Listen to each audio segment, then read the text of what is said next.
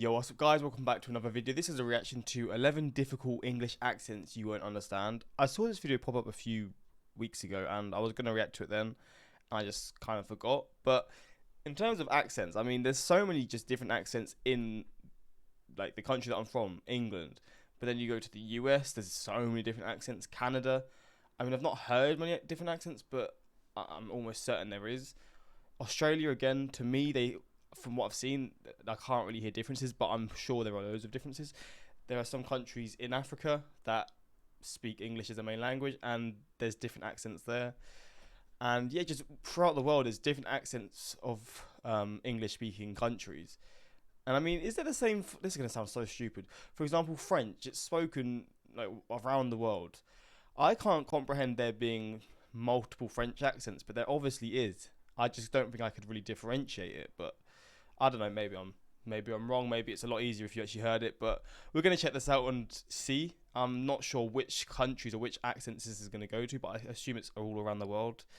And I mean, yeah, let's just jump into this. Hopefully you're going to enjoy. Links are in the description to my Patreon if you want to see some of my reactions that I can't post to YouTube, movie reactions, TV series, stuff like that. If you want to see that, links are there, but let's just jump into this video. You may be a native English speaker, but this does not mean you understand English.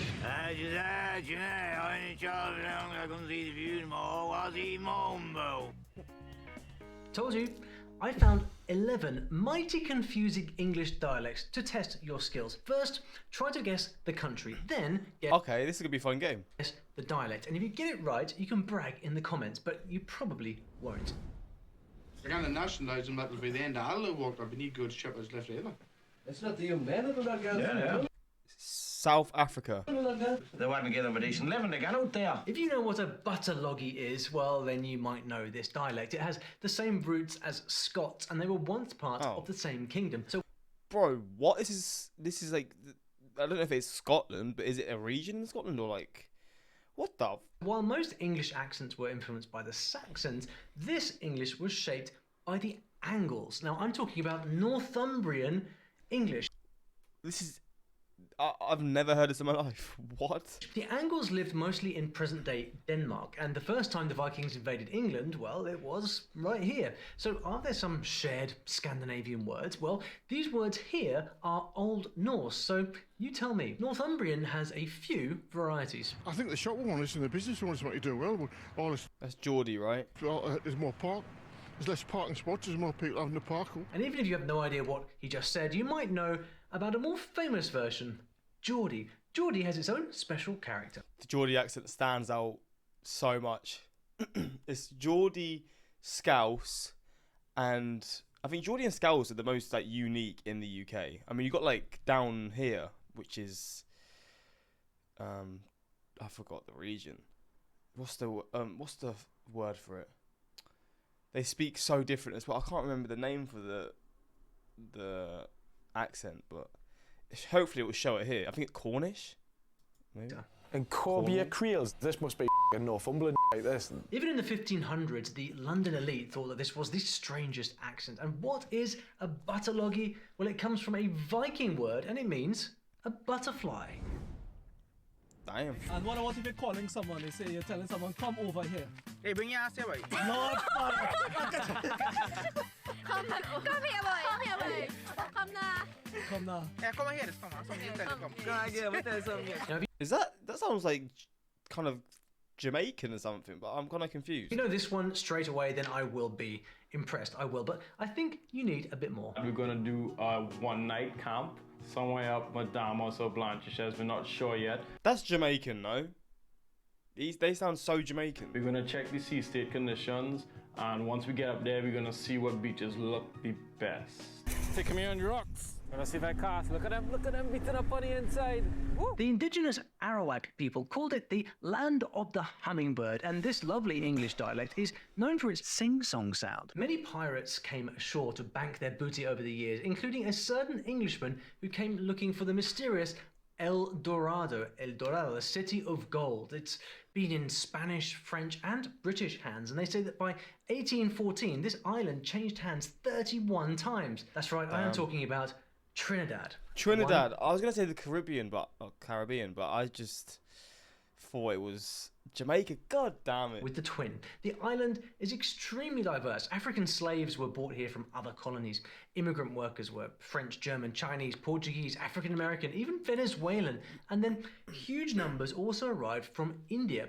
The first Creole... Yeah, that surprised me. I didn't, because I saw that in the first clip. I was like, wait, this sounds like it's Jamaican or from a country in the Caribbean. But then the people look like they're like Indian ethnicity, so I was kind of confused, but I guess it does make sense. Creole language in Trinidad was actually French, but within a few generations, they were all speaking English Creole. But this video, I'm going to try to do it a little straight Trini. I think you want me to do it a little straight Trini or 100% Trini, like if I'm talking to my mother kind of Trini or my brother kind of Trini. So you have an accent. You who watching this, you have an accent. I have an accent. Everybody have an accent. What kind of stupid question is that? Fair enough. Yes, everyone has an accent. Nowadays, they speak both Creole and standard Trinidadian English, and it's been the official language since 1823. To the left, everything you own in the box. To the left, in the closet, that's my stuff. Yes, if I hold it right, don't touch. Don't touch. Keep yelling that, miss, that's fine. Could you walk and talk at the same time, man? There is my name that is on that match, so remove your bag so I can call you. No idea. Now, unless you've been to this country, there is no way you're going to guess this one, but please give it a try. Listen for I have no clue. the clue hidden. In matric, I got an A for bloody English. Okay, I got a C, but still. But stall. I have no idea. I'm tempted to say the Caribbean again, but I don't think it would be like one of the countries there.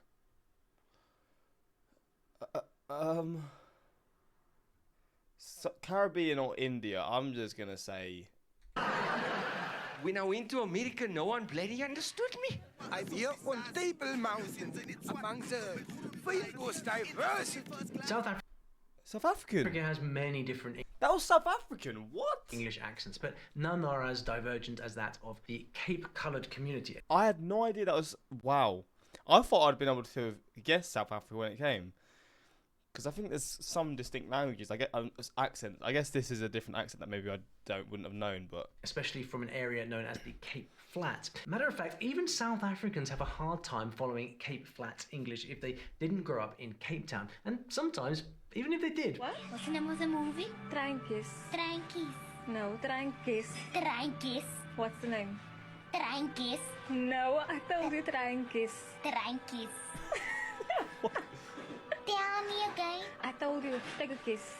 It's an incredibly colourful way of speaking, heavily influenced by Afrikaans, specifically Cape Flats Afrikaans. This dialect has roots in the 19th century working class residential areas in inner city Cape Town. One interesting feature is the double negative, as is I didn't see nothing. That's straight out of Afrikaans. As for this video, well, it's straight out of story learning, and if you like it and want to know more... Oh, getting his money. Go on. Please let me know. You know what to do. Yeah, Dad and all of, well, Dad and them was raised here around here. That's going to be somewhere in the US. Where's the mountain region on the east coast? Is it the Appalachian? I don't know if that's just a guess, but I'm going to just assume somewhere like that. And we was up the road there a little ways before Dad went in when he got married. We was what the hell? This might be the hardest one to understand so far. all raised up there, but this is Grandma's and Dad's old house place. We on by the water gap. It's getting about this time late in the evening, getting dark. Wouldn't you just love to hear that whole story? I have a feeling that even if you couldn't quite... If you heard someone speak like that, you would just think they've got so many stories to tell you. It sounds like a wise... Just like someone just got wise stories to tell you. Probably wouldn't understand them, but you know what I mean. Get him, you'll recognise his accent. And if you fancy a sort of Scottish-Irish flavoured Elizabethan English, well, better move down to the Smoky Mountains. Appalachian... Come on, I was right. Oh, let's go, man. English is full of wonderful vintage sayings, but the best part is certain words and phrases still have the same meanings that they did hundreds of years ago. For example, I don't care to really means Sure, I'd be happy to. And you know what? It was once the high-ranking nobles of England and Scotland who spoke this way. I heard a big clap of thunder and then it commenced to raining. I've been working on this and I'm having a little bit of a trouble, and as you can see, it's still side-goggling. The mountains of Appalachia were once a haven for mostly Scots-Irish immigrants who wanted to escape colonial rule in America. And down here, they were pretty isolated from mainstream American life for many generations, so they kept those old speech forms. There were Native American and Africans here too, and they all blended together to become something quite unique. They say weird things like this, all the way from medieval Ireland. And something all the way from Storyland is, well, this video, of course. So if you like what you see, please click these 3 buttons right here. Much obliged. Don't so cast one. Uncle going very fast already, you know. Going faster than Scarlet government catch me, huh? Government very vigilant one now, always watching. Welcome to a very multicultural part of the world. Wait, where is it? Is it Russia? I mean, it's been this way for hundreds of years, and in our great-grandparents' time, people who lived here were still saying things like thee and thou art. It's a country with numerous languages, and in village life back in the day, this was a problem. See, people made a living buying and selling, and it's hard to buy and sell when you can't understand each other. The dialect I'm talking about is Singaporean? Singaporean English. I think Singapore accent is quite, like, sharp, like, like instead of like. Wait, let me just see. What is the national language of Malay? Okay, so it's a mixture. Okay, wow. I didn't know it was such a highly spoken language there. Like very like. It depends on like how they speak, because sometimes you can tell if it's natural or it's those exaggerated types. Let's say halfway like in their teenage years they decide like, okay lah, I want to speak with Ang Moh accent, and then You probably understand the standard version, but the informal version, Singlish, has been a phenomenon since the 1970s. It has its own unique grammatical structure, and the idea is to use as few sounds as possible to get the message across. In other words, Singapore English is very, very efficient. Yes, of course. That shouldn't be a problem in the slightest. In fact, I'll be more than happy to do it. Becomes can. The intonation and sentence structure are influenced by various local dialects of Chinese. Thing is, for most of Singapore's colonial history, English was a minority language that only the elite used, but after independence in 1965, English became an essential bridge. Kids learned standard Singapore English at school, but it's completely normal to speak Singlish, and the average Singaporean sees it as a real part of their identity, so yes, it's very, very relevant. Damn. Look pon the guy there. Now you know what this I guess it's Jamaican. one is. It is a land where English-speaking pirates once ran riot, and the main port became known as the wealthiest and wickedest city in the world. Waking up, feel water and waking up.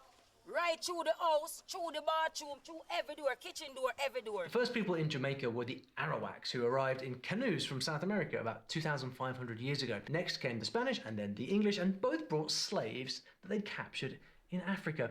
Also, 2,000 Irish girls and guys were kidnapped and sent to Jamaica, and more came escaping the wars in Ireland. These Irish workers taught English to the Africans, and a pidgin language was born. Meanwhile, a lot of Africans and Arawaks escaped and fled to the mountains, where their own language developed, Jamaican patois. Now, patois isn't actually considered a dialect of English. It has too many loan words, mostly African. But Jamaicans also speak standard English. I'm not saying this and saying that because of money, you know. Yeah. It's just because the people need me and they appreciate coming around me, you know. Yeah. So I'm not doing it like Babylon people say, I want to make more money. I'm just expand because the people want the space, so I gotta make the space bigger. That people can come and enjoy themselves, okay? Jamaican English has quite a bit of American in it these days, but thank goodness, still tons of patois expressions. Well, it's full tick out there now. The little sourpuss going after you. It's not good, boy, no. Yeah, it's good seeing you, boy. Let's go for a beer sometime now. Yes, for sure. Look us up in phone book now. Yeah, stay. Is this gonna be Irish? I mean, some part of Ireland. I mean, I don't really associate with Ireland, but I can't really think of anywhere else. Here, old man. Take care, my son. If you guessed Irish, you're wrong. It was one of the first areas of the New World that Europeans discovered. First came the Vikings in 1000 AD, then fishermen and explorers, and from 1630 on, settlers came with all these language and dialects. And of course, there were indigenous languages too. We're talking about a dialect called Oh, I was talking about Canada, and I didn't really know the difference in accents. Well, there we go.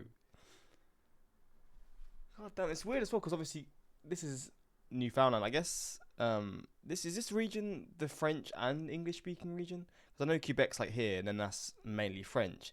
But if this is English, and you got English, French, then English speaking here, obviously it's a mixture around, but like the main languages. That's quite fascinating how it's just sort of split between here, the English speaking sides. Newfoundland English. We're on a bit of an hiatus from Toh. She's gone back to Alberta for a couple of weeks now. I'm at Abergris with my father for a couple of weeks when my sister's gone away up to Labrador. But now we're going to be back at it again soon, so make sure you get your Vex passports like and get out and see the shows, you know, have a laugh, buy a few tickets free. Newfoundland. That was the one I understood the least. Is an island off Canada, a cold place. Most of the brave early immigrants who stayed were from southwest England and southeast Ireland, and they lived here in isolation for a very long time. The British colony only became part of Canada in 1949, so you weren't imagining it, they really do speak differently from the rest of Canada. Today's Newfoundlanders,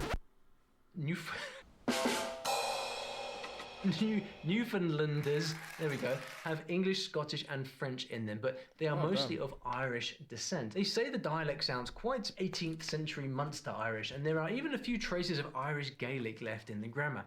Pretty interesting, huh? And if you like language stories like this, especially if you're keen on learning a new language yourself, you might find my method of teaching and learning languages really quite fun. See, I use stories to teach languages, and my students all around the world, well, they really like it. If you want to check it out, maybe see if you like the method, take a look in at the link in the description. I've left you something free called the Story Learning Kit. It has a bunch of goodies that show you exactly how to learn languages through stories. Now, after that tongue twister, where exactly were we?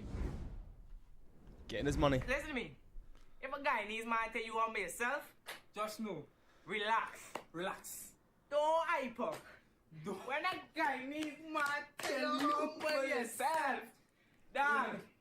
Just walk away. Just go. I mean, I always thought this was Jamaican as well. They sound quite similar. Don't even look at the man too hard. Walk away, dog. I can't wait to give you this clue. You ready? I'm so confused. It's the only English-speaking country on an entire continent. Only English-speaking country on an entire continent. Is it going to be like Guyana? South America. I know there's one country there. It's kind of close to the Caribbean, but it's in South America. Is it Guyana? Guyana? There's one next to it. It's one of those. What could it be? Once me put no ring on your finger, me got no reason to be vexed. I could pull aside, we can have a conversation to be a 3 or 4. God, ain't got no reason for you being out on a date with somebody on a long time with in a relationship. It's known as the land of many I know it's going to be here somewhere. waters, and it's a sovereign state on the north coast of South America that's culturally part of the English Caribbean, and it shares the same legacy with these countries. Yes, Guyana to the world. Come on, I got it. I'm actually gassed with that. Yep, this is Guyana, and a multicultural country it is. Once upon a time in the 17th century, there were 3 Dutch colonies in Guyana, and each had its own Creole version of Dutch, mixed with a West African language called Kalabari. But many different colonial powers have fought over Guyana, so historically they've been exposed to various cultures and languages. Let me take you back to the gold shop, flying high in the sky, let the whole world see, let the whole world see, let the whole world see. Green, red, yellow, black and white's the place to be. In the 19th century, it was a British colony called British Guyana. More slaves came from West Africa and Barbados, and the inevitable pidgin language was formed. Mostly English words with sounds and features of African language. There was a little mixing with the Dutch Creoles, but not much because those were already dying out by that point. Later on, a ton of indentured workers arrived from India, and this brought a completely new language influence. Guyana has been independent now since 1966, but English is still the official language. Locals call their dialect Creolese or Guyanese, and it ranges from standard English to a much broader Creole. As for the indigenous tribes, they were never wiped out here, luckily, and if you wander into the interior, you might even hear these influences. Craig Newton. I just put down to Royal Edinburgh College to help get the job. So this is in Scotland somewhere. Is it probably like Edinburgh? Or Glasgow, not Edinburgh. There's too much discrimination Glaswegian accent. in this tune, man. Because they're both schools, right? And we're all in this together. And I wanted to put across the general idea rather than the details. Like, people get all hung up on details. Like, what school did I go to? How many O grades did I get? Could be like 6, could be none. It's not important. What is important is that I am, yes? Here's a dialect with a famous history. The people who've lived here for centuries have ancestors who are Celts, Vikings, and Anglo-Saxons. So where are we now? We are in Glasgow. Come on. Can I just ask, first of all, what you were doing there? Slashes, man. I've been through this, right? I was in Medbell, right? I was a starter. I mean, only in Medbell on Saturday, right? But what colleagues I shout, right? The text and all that. It was not text. I was like, you know, what's that? So you understood every word of that, didn't you? Oh, you didn't? Well, Glasgow was a port where many desperate immigrants once arrived from Ireland, Eastern Europe, and Italy, and where a lot of Highlanders also happened to come for work, not your everyday combination. Funny story, the Italians were tricked. They thought they were on ships to America, which explains the many ice cream parlours that sprang up. But if the dialect baffles you, don't blame Italian. The Irish and Scots influences are very, very strong. Mind you, Glaswegians do speak incredibly fast and have a lot of Italian surnames. All right there. Good morning, everyone. Hope you're doing well. Bloody chilly, innit? This is Cornish. This is the one that I couldn't really think of at the start. Lots of snow everywhere. Can you imagine speaking just like your ancestors did? Well, for hundreds of years, the inhabitants of this island have refused to let go of the old ways. The island? They have a unique way of speaking that's been passed down from the earliest English settlers who came from Cornwall. I'm talking about the Tangier Island in Chesapeake Bay, an estuary off the eastern shore of Virginia. That's America. This is in America. Yes, America. I had to get out. Mom's been calling and casting at me all day. She was behind the counter. She said it's a lot. This is American. What? My head is absolutely spun. I was not getting. This sounded so. I mean, it's obviously based off Cornish, but it's crazy how this sounds so similar. Oh, Jack, who's that, man? The Tangier dialect has changed a lot over the decades. That's going to happen, but because of its isolation, there was no outside influence, and it became a creation of its own. Way to go, Tangier. Wow. Can I get a French fry hot? I like it if I do bean and oil. Okay, can I get the small children and meal? The children and meal. The baby meal. Confused? Okay, this guy will tell you where he's from. So is it? I'm gonna guess like just. I know Nigeria is an English-speaking country, so I'm going to assume there because it's not really been mentioned yet. Listen up. Any city can speak like Brit English. Any city can yell like Brit English. They say like Brit America is the same thing. So we'll try them out. Let's see if they can hear our Kodoba. Did you get that? This country has more than 20 languages, but none as big as English. They have Nigeria. 4 kinds, in fact. English has been the official language since 1824, and about 3 million people speak it. There's also a Creole that people use as a second language. I am talking about Liberia. Liberia, god damn it, man. Liberia's in West Africa, and it has the fastest growing population in the world. So today, when you are dressed up fine like me, and you are zooting your gold watch and auto tuning, people will look at you and say, my man, you want to kill Blade? Hey! That's why they say when Blade see Blade run, because Blade don't want to die. He don't want to see anybody dressed better than him. Before the 21st century, they simply called all the dialects English, but nowadays they call them colloqua. So why all the varieties? Well, in the 19th century, Liberia had a pidgin English called crew that sailors and migrant workers spoke. They pick it up at sea. But then 16,000 African American immigrants sailed to Liberia, and obviously they couldn't speak the local languages. If you never ate pankana, you never ate tabagia flour saw, you're not going to understand nothing I'm saying right now. So their descendants are the ones who speak Liberian settler English, which still has some archaic American expressions. Settler English then influenced colloqua. You still with me here? Well, anyway, later there was a 14-year civil war in Liberia, and believe me, it was a strong motivator to find a common language. One cool thing Liberians do is they speak with suffixes to convey their emotion, good or bad. They say "oh" after everything. They say "oh" after everything. Like, come let you, my man, we're going, oh. Where are you going, oh? My man, how you feeling, oh? If you ask me, Liberians sound pretty cool. Truth time, how many did you guess right? I think I got like 4. I was thinking I was doing better than I did, but I didn't do it, to be fair. I didn't get this one, I didn't get this one. This one was easy, Glaswegian. This one, I got this one, didn't I? I got Guyana. or Guyana. This one I did not get Newfoundland. I got Jamaican, so that's 3. I didn't get this one. 4, I got this one as well. I don't remember this one. Oh, that was the Trinidad. No, that was... Which one was this one? South Africa. I didn't get this one, and I got this one, so I got 5. Ah, come on, let's go. I grew up in South Florida and later moved to Georgia, so I got the Trinidadian, the Jamaican, and the Appalachian right off the bat. I really appreciated learning their history. I'm Australian. I understood the significant parts of most accents. The development of accents and dialects is super interesting. Yeah, I find it so fascinating. You know, like it's just accents are so like wild to me. Like they'll just change over time slightly, but I guess it's one thing of like human history that you just sort of hope you can keep certain parts of accents because they do go so far back, especially for some accents and some languages. But yeah, let me know your thoughts on this video. I really enjoyed this, to be fair, and if you've not seen this channel before, go show them some support, I guess. If you've not watched this video before, watch this channel. And yeah, links will be in the description to that. But until next time, peace.